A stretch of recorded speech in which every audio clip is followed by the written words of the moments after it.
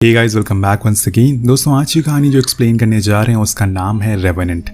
ये कहानी survival stories की लिस्ट में टॉप नंबर पर आती है। तो कहानी की शुरुआत होती है अमेरिका के जंगलों से, जहां पर हम एक ग्रुप को देखते हैं जो असल में जंगली जानवर को मारकर उनके चमड़ों को बेचने का व्यापार करते हैं।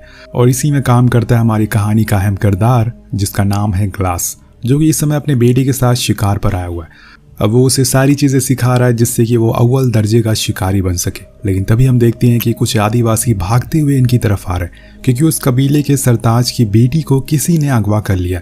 अब वो सभी शिकारियों के ग्रुप को चुन चुन कर मार रहा है, क्योंकि उसे पूरा शक है कि इन्हीं लोगों के पास उसकी बेटी है। अचानक सभी पर हमला होना शुरू हो जाता है। ग्लास के बहुत सारे साथी मरने लगते हैं। ये लोग जितना भी हो सके अपने सामानों को इकट्ठा करते हैं और जल्दी से भागने की कोशिश करते हैं। वो सभी लोगों को मारना शुरू कर देते। अब इसमें ग्लास सभी का डट कर सामना करता है और फौरन अपने कैप्टन एंड्रयू को बोट के पास चलने को कहता है, जहां से ये भाग सके। इधर से वो इन सभी को मारकर उनके पास आएगा। वो ऐसे ही करता और कुछ ही देर बाद ये लोग वहां से दूर चले जाते हैं। लेकिन इस लड़ाई में उनके कई लोग मारे जाते हैं और हर तरफ तबाही मच जाती है। जॉन, जो कि इन्हीं के ग्रुप का एक मेंबर है, वो सभी को बताता है कि कबीले के सरताज की बेटी को किसी ने अगवा कर लिया। अब वो उसे बेसब्री से ढूंढ रहा है और जब तक उसे वो नहीं मिलेगी वो नदी के पानी को लाल करता रहेगा। तभी ग्लास अपने बेटे हॉक को संभाल कर रहने को बोलता है और कैप्टन से कहता है कि हमें इस बोट को छोड़ना पड़ेगा और जंगल के बीच से होकर आगे जाना होगा, क्योंकि ऐसे नदी में हमें आसानी से कोई भी देख सकता है। लेकिन वही जॉन सभी को मना करता है ऐसा करने से, क्योंकि पैदल चलने में उन्हें बहुत समय लग सकता है। लेकिन कैप्टन उसके मुंह पर कह देते हैं कि ग्लास को हमसे ज्यादा इस जंगल के बारे में पता है, इसलिए वो जो कह रहा है सही कह रहा है।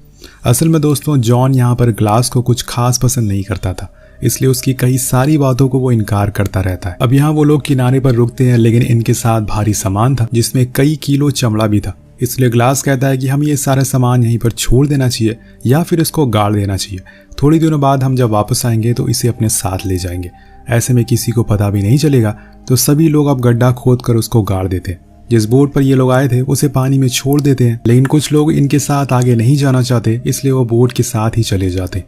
पर कुछ ही दूर जाने के बाद वो कबीले आदिवासी उन्हें देख लेते हैं और इन सभी लोगों को मार डालते हैं। यानी कि ग्लास की बात सही थी, वो असल में उन्हीं का इंतजार कर रहे थे।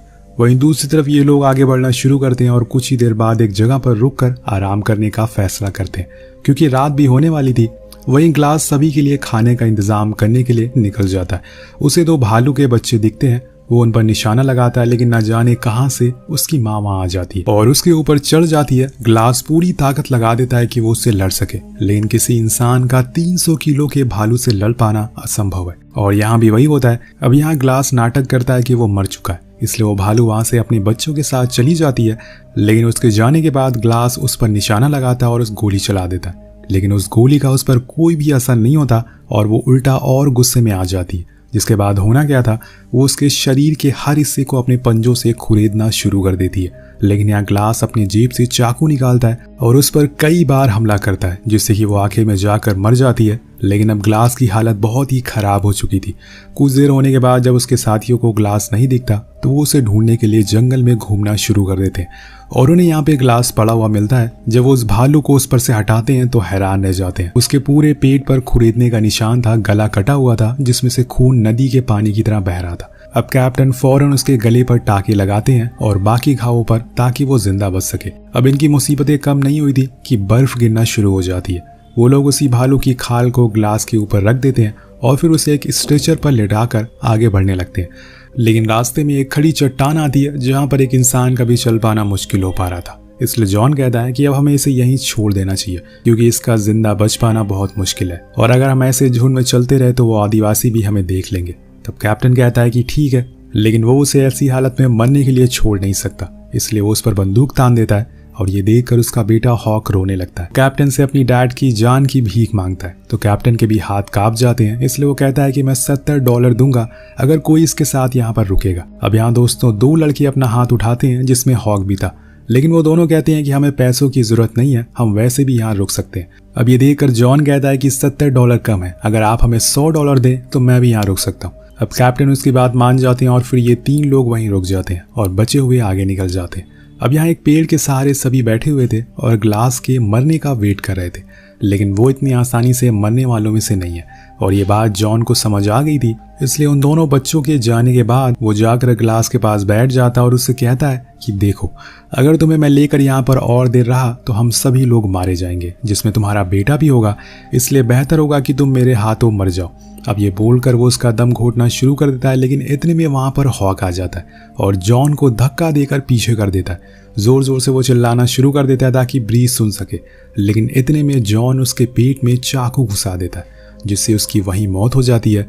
ये सब ग्लास देख रहा था। वो बहुत कोशिश करता है कि अपनी बेटी को बचा सके, लेकिन ऐसा हो नहीं पाता और ये दर्द हम उसके चेहरे पर देख सकते हैं। वो पूरी तरह से मायूस हो जाता है, जिसके बाद जॉन उसकी लाश को वहीं दफना देता है और जाकर ब्रीज को बुला कर लाता है और उसे झूठ कहता है कि यहाँ पर किसी भी समय वो आदिवासी आ सकते हैं। मैंने उन्हें आते हुए देखा था, इसलिए हमें यहाँ से फौरन निकलना चाहिए। वो उसकी बात मान जाता है, लेकिन तभी उसे हॉक का ख्याल आता है और उसके बारे में वो पूछता है, लेकिन जॉन कुछ नहीं बताता और जिसके बाद वो दोनों ग्लास को वहीं जिंदा दफन कर देते हैं और वहां से भाग जाते हैं। लेकिन कुछ दूर जाने के बाद ब्रीज को पता चलता है कि कोई भी आदिवासी नहीं आ रहा है। उन्होंने जो ग्लास के साथ किया वो गलत था। अब वो वापस जाने के लिए सोचता है, पर जॉन कहता है कि अब वहां जाने का कोई भी मतलब नहीं है, क्योंकि ग्लास कब का मर चुका होगा। वहीं दूसरी ओर ग्लास जमीन के अंदर दफन है, लेकिन उसके दिमाग में उसके अतीत की बातें घूम रही थी। वो समय जब उसने अपनी बीवी को खो दिया था। जब वो अपने गांव पहुंचा तो कुछ आदिवासियों लोगों ने उसके पूरे परिवार को, पूरे गांव को आग लगा दिया, उसकी बीवी को गोली मार दिया। अपनी बीवी की लाश को देखकर वो पूरी तरह से टूट जाता है और आज उसने अपने बेटे को भी खो दिया, लेकिन वो अपनी बेटी की जान का बदला लेकर रहेगा और इसीलिए वो खुद को बड़े ही मुश्किलों के बाद जमीन से बाहर निकालता है और अपनी बेटी के पास जाता है, लेकिन वो अब मर चुका है। वो हॉक से कहता है कि बेटे, मैं यही हूँ, तुम्हें छोड़कर कहीं नहीं जाऊंगा। इसलिए वो रेंगते हुए आगे जाता और देखता है कि वहां पर एक नदी बह रही है, इसलिए वो नीचे जाता और अपनी बोतल पर पानी भरता है। लेकिन जैसे ही वो पानी पीता है, सारा पानी उसके गले से बाहर गिरता है, क्योंकि उसके गले में एक बहुत बड़ा कट लगा हुआ था। इसलिए उसे सबसे पहले तो उसे ठीक करना होगा और इसीलिए वो आग जलाता है और उसके पास कुछ बारूद था, जिसे वो अपनी चोट पर लगा देता है। एक लकड़ी से आग को सुलगा देता है, जिससे दोनों स्किन चिपक जाती है। ऐसा करने में उसे इतना दर्द होता है कि वो वहीं बेहोश हो जाता है। वहीं दूसरी ओर अब कैप्टन और सभी साथी धीरे धीरे करके अपने कस्बे की ओर जा रहे थे। अब उनके साथ ब्रीज भी जुड़ चुका था। वहां ग्लास अब एक गुफा में अपनी रात गुजारता है और अगले दिन एक चिड़िया को मार कर खाता है। लेकिन तभी उसकी नजर पहाड़ पर जाती है, जहां पर कुछ घोड़े आ रहे थे, जिसमें आदिवासी भी थे। वो फौरन नदी में कूद जाता और उन्हें बचने के लिए दूर भागना शुरू कर देता है। नदी का पानी बहुत ही ठंडा होता है, लेकिन उसे फिर भी ये करना ही पड़ेगा, वरना वो लोग उसे मार डालेंगे। अब वो नदी में बहते हुए मीलों दूर आ जाता है। यहाँ उसका पूरा शरीर जम चुका था, जिस वजह से उसे बहुत ज्यादा ठंड लग रही थी। उधर ब्रीज और जॉन एक जगह पहुंचते हैं जहाँ पर लोगों की लाशें पड़ी हुई थी। असल में ये काम भी उन्हीं आदिवासियों ने किया था। वहाँ एक जानवर को मारकर वो अपने रात का खाने का इंतजाम करते हैं और इन्हें अभी यहाँ पर लंबा सफर तय करना है, क्योंकि यहाँ से इनका किला मीलों दूर है। अभी तक वो कैप्टन और उसके साथ के लोग भी वहां तक नहीं पहुंच सके हैं। उधर ग्लास को जब होश आता है तो वो देखता है कि उसका जख्म अब सड़ने लगा है, इसलिए उसे फौरन कुछ ना कुछ तो करना पड़ेगा, लेकिन सबसे पहले उसे खाना चाहिए। इसलिए वो नदी से एक मछली को पकड़ता है और उसे जिंदा ही खा जाता है। और ये देखकर आप पता लगा सकते हैं कि उसे किस कदर भूख लगी थी। अब वो उसी रात देखता है कि कुछ ऊंचाई पर एक आदमी ने आग जलाई हुई है। एक भैंस को मार कर वो खा रहा है। अब वो उसके पास रेंगते हुए जाता है और कुछ खाने के लिए मांगता है। अब वो आदमी पहले तो ग्लास को दुश्मन समझता है, लेकिन उसके इशारों से वो समझ जाता है कि वो भूखा है, इसलिए वो उसे कुछ खाने को दे देता है। दोनों उस रात पेट भरकर खाना खाते। लेकिन अगले दिन वो आदमी देखता है कि ग्लास की पीठ पर घाव का निशान है और इसीलिए वो उसे उठाता है और इसकी वजह पूछता है। तो वो बताता है कि एक भालू ने उस पर हमला कर दिया, जिसके बाद उसके लोगों ने उसे ऐसे ही मरने के लिए छोड़ दिया। उसकी बातें सुनकर वो आदमी खुद की भी कहानी बताता और कहता